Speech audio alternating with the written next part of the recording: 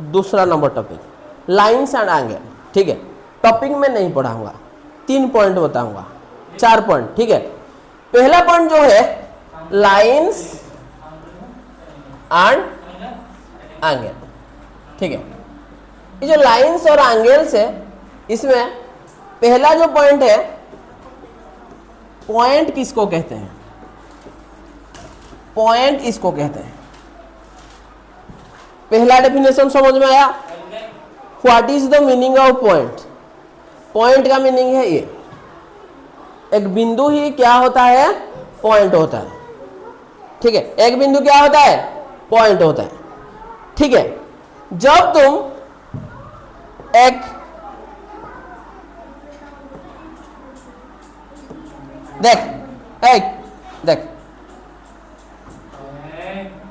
ये जो होता है ना, इसमें खाता में दबा के रखते हैं, उसके बाद राउंड लगाते हैं। जहां पर ये दब के रहता है इसको कहते हैं पॉइंट। ठीक है, समझ में आ गया पॉइंट किसको कहते हैं? अभी यहां से तुम राउंड लगाओगे, सेंटर पॉइंट कौन है? ये वाला सेंटर पॉइंट है। ठीक है, पॉइंट समझ में आ गया? पॉइंट किसको कहते हैं? जिसी पॉइंट से एक चीज शुरू होता है, स्टार्ट होता है, डायग्राम बनाते हैं, उसको पॉइंट कहते हैं। पहला पॉइंट समझ में आ गया। दूसरा लाइंस,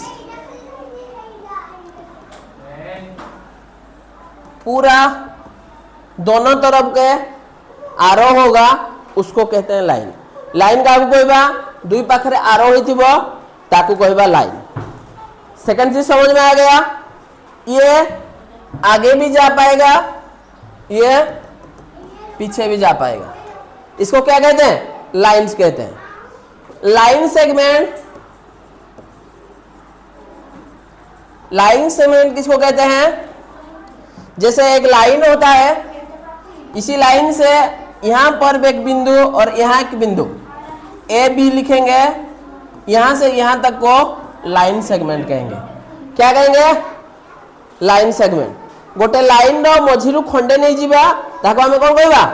लाइन सेगमेंट। उसके बाद दूसरा है रे।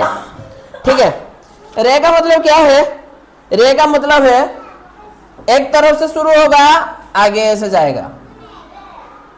टॉर्च देखी जाओ, गोटे जाओ लाइट लाइट आकू जाओ, पछू जाओ, आकू जाओ ना, इसको कहते हैं रे।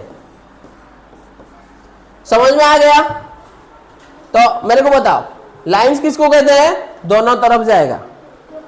सेगमेंट किसको कहते हैं? लाइन का पीस। रे किसको कहते हैं? एक तरफ जाएगा। ठीक है, समझ में आ गया? चारों पॉइंट याद रहा? ठीक है, थैंक यू कृष्णा।